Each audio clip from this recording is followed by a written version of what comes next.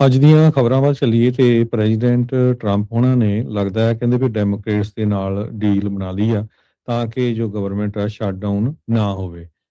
ਇਸ ਐਗਰੀਮੈਂਟ ਦੇ ਵਿੱਚ 5 ਸਪੈਂਡਿੰਗ ਬਿੱਲ ਤੇ ਜੋ ਡਿਪਾਰਟਮੈਂਟ ਆਫ ਹੋਮਲੈਂਡ ਸਿਕਿਉਰਿਟੀ ਨੂੰ ਫੰਡਿੰਗ ਹੈਗੀ ਆ ਉਹ 2 ਵੀਕ ਦੇ ਲਈ ਲਾ ਮੇਕਰਸ ਜੋ ਆ ਉਹ ਨੈਗੋਸ਼ੀਏਟ ਕਰਨਗੇ DHS ਤੇ ਆਈਸ ਦੇ ਸੰਬੰਧ ਦੇ ਵਿੱਚ।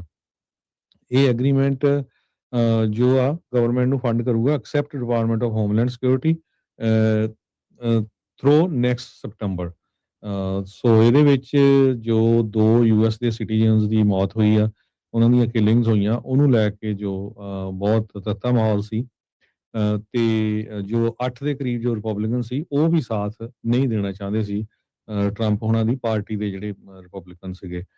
ਪ੍ਰੈਜ਼ੀਡੈਂਟ ਨੇ ਲਾ ਮੇਕਰਸ ਨੂੰ ਦੋਨਾਂ ਸਾਈਡ ਵਾਲਿਆਂ ਨੂੰ ਇਹ ਕਿਹਾ ਵੀ ਇਸ ਬਿੱਲ ਦੇ ਉੱਤੇ ਜੋ ਆ ਸਾਥ ਦਿਓ ਤੇ ਆਪਾਂ ਜੋ ਆ ਫਿਰ ਬਾਅਦ ਦੇ ਵਿੱਚ ਜੋ ਆ ਖਾਸ ਕਰਕੇ ਆਈਸ ਤੇ DHS ਨੂੰ ਲੈ ਕੇ ਉਹਦੇ ਉੱਤੇ ਵਰਕਆਊਟ ਕਰਾਂਗੇ। ਬਹੁਤਾ ਜਿਹੜਾ ਗਵਰਨਮੈਂਟ ਦੀ ਫੰਡਿੰਗ ਹੈਗੀ ਆ ਉਹ ਸਤੰਬਰ ਮਹੀਨੇ ਤੱਕ ਸਾਰੇ ਐਗਰੀ ਕਰ ਗਏ ਆ। ਜਿਸ ਤਰ੍ਹਾਂ ਮੈਂ ਤੁਹਾਨੂੰ ਦੱਸਿਆ ਵੀ ਡਿਪਾਰਟਮੈਂਟ ਆਫ ਹੋਮਲੈਂਡ ਸਿਕਿਉਰਿਟੀ ਤੋਂ ਬਿਨਾਂ। ਜੀ। ਜੀ। ਸੋ ਮਤਲਬ ਪੂਰਾ ਸਾਲ ਬਾਕੀ ਡਿਪਾਰਟਮੈਂਟਸ ਦੀ ਫੰਡਿੰਗ ਰਹੂਗੀ। ਸੋ DHS ਦੇ ਵਿੱਚ ਇਹਨਾਂ ਨੇ ਸੁਧਾਰਾਂ ਦੀ ਮੰਗ ਕੀਤੀ ਆ।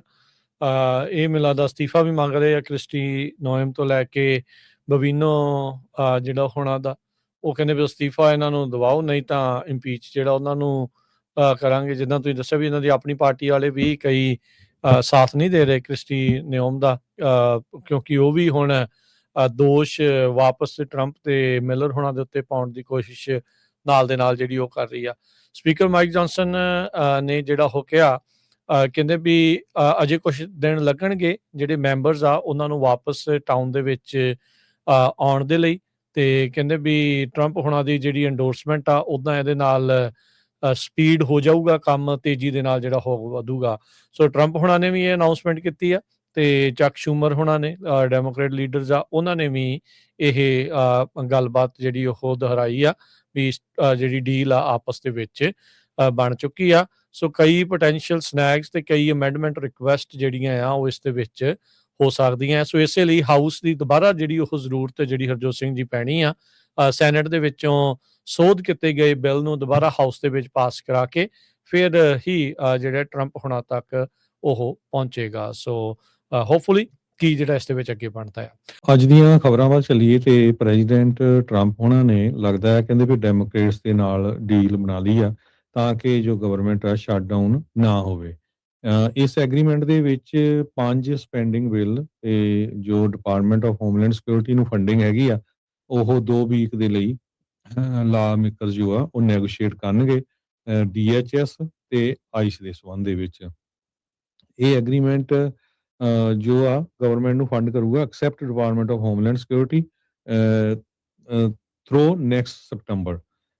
ਸੋ ਇਹਦੇ ਵਿੱਚ ਜੋ 2 US ਦੇ ਸਿਟੀਜ਼ਨਸ ਦੀ ਮੌਤ ਹੋਈ ਆ, ਉਹਨਾਂ ਦੀਆਂ ਕਿਲਿੰਗਸ ਹੋਈਆਂ, ਉਹਨੂੰ ਲੈ ਕੇ ਜੋ ਬਹੁਤ ਤੱਤਾ ਮਾਹੌਲ ਸੀ। ਤੇ ਜੋ 8 ਦੇ ਕਰੀਬ ਜੋ ਰਿਪਬਲਿਕਨ ਸੀ ਉਹ ਵੀ ਸਾਥ ਨਹੀਂ ਦੇਣਾ ਚਾਹੁੰਦੇ ਸੀ ਟਰੰਪ ਹੋਣਾ ਦੀ ਪਾਰਟੀ ਦੇ ਜਿਹੜੇ ਰਿਪਬਲਿਕਨ ਸੀਗੇ।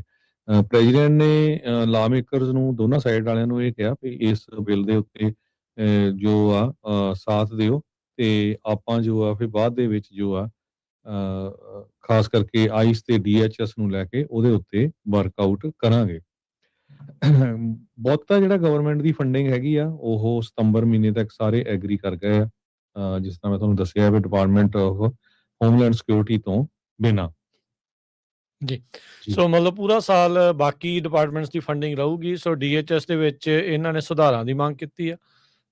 ਇਹ ਮੈਨੂੰ ਲੱਗਦਾ ਅਸਤੀਫਾ ਵੀ ਮੰਗ ਰਹੇ ਆ ਕ੍ਰਿਸਟੀ ਨੋਇਮ ਤੋਂ ਲੈ ਕੇ ਬਬੀਨੋ ਜਿਹੜਾ ਹੋਣਾ ਦਾ, ਉਹ ਕਹਿੰਦੇ ਵੀ ਅਸਤੀਫਾ ਇਹਨਾਂ ਨੂੰ ਦਿਵਾਓ ਨਹੀਂ ਤਾਂ ਇੰਪੀਚ ਜਿਹੜਾ ਉਹਨਾਂ ਨੂੰ ਕਰਾਂਗੇ। ਜਿੱਦਾਂ ਤੁਸੀਂ ਦੱਸਿਆ ਵੀ ਇਹਨਾਂ ਦੀ ਆਪਣੀ ਪਾਰਟੀ ਵਾਲੇ ਵੀ ਕਈ ਸਾਥ ਨਹੀਂ ਦੇ ਰਹੇ ਕ੍ਰਿਸਟੀ ਨਿਓਮ ਦਾ, ਕਿਉਂਕਿ ਉਹ ਵੀ ਹੁਣ ਦੋਸ਼ ਵਾਪਸ ਟਰੰਪ ਤੇ ਮਿਲਰ ਹੋਣਾ ਦੇ ਉੱਤੇ ਪਾਉਣ ਦੀ ਕੋਸ਼ਿਸ਼ ਨਾਲ ਦੇ ਨਾਲ ਜਿਹੜੀ ਉਹ ਕਰ ਰਹੀ ਆ। ਸਪੀਕਰ ਮਾਈਕ ਜੌਨਸਨ ਨੇ ਜਿਹੜਾ ਉਹ ਕਿਹਾ, ਕਹਿੰਦੇ ਵੀ ਅਜੇ ਕੁਝ ਦਿਨ ਲੱਗਣਗੇ ਜਿਹੜੇ ਮੈਂਬਰਸ ਆ ਉਹਨਾਂ ਨੂੰ ਵਾਪਸ ਟਾਊਨ ਦੇ ਵਿੱਚ ਆਉਣ ਦੇ ਲਈ, ਤੇ ਕਹਿੰਦੇ ਵੀ ਟਰੰਪ ਹੋਣਾ ਦੀ ਜਿਹੜੀ ਐਂਡੋਰਸਮੈਂਟ ਆ ਉੱਦਾਂ ਇਹਦੇ ਨਾਲ ਸਪੀਡ ਹੋ ਜਾਊਗਾ, ਕੰਮ ਤੇਜ਼ੀ ਦੇ ਨਾਲ ਜਿਹੜਾ ਹੋ ਵਧੂਗਾ।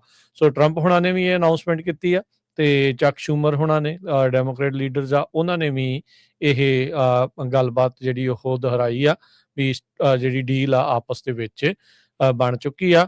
ਸੋ ਕਈ ਪੋਟੈਂਸ਼ੀਅਲ ਸਨੈਕਸ ਤੇ ਕਈ ਅਮੈਂਡਮੈਂਟ ਰਿਕੁਐਸਟ ਜਿਹੜੀਆਂ ਆ ਉਹ ਇਸ ਦੇ ਵਿੱਚ ਹੋ ਸਕਦੀਆਂ। ਸੋ ਇਸੇ ਲਈ ਹਾਊਸ ਦੀ ਦੁਬਾਰਾ ਜਿਹੜੀ ਉਹ ਜ਼ਰੂਰਤ ਜਿਹੜੀ ਹਰਜੋਤ ਸਿੰਘ ਜੀ ਪੈਣੀ ਆ, ਸੈਨੇਟ ਦੇ ਵਿੱਚੋਂ ਸੋਧ ਕੀਤੇ ਗਏ ਬਿੱਲ ਨੂੰ ਦੁਬਾਰਾ ਹਾਊਸ ਦੇ ਵਿੱਚ ਪਾਸ ਕਰਾ ਕੇ ਫਿਰ ਹੀ ਜਿਹੜਾ ਟਰੰਪ ਹੋਣਾ ਤੱਕ ਉਹ ਪਹੁੰਚੇਗਾ। ਸੋ ਹੋਪਫੁਲੀ ਕੀ ਜਿਹੜਾ ਇਸ ਦੇ ਵਿੱਚ ਅੱਗੇ ਬਣਦਾ ਆ।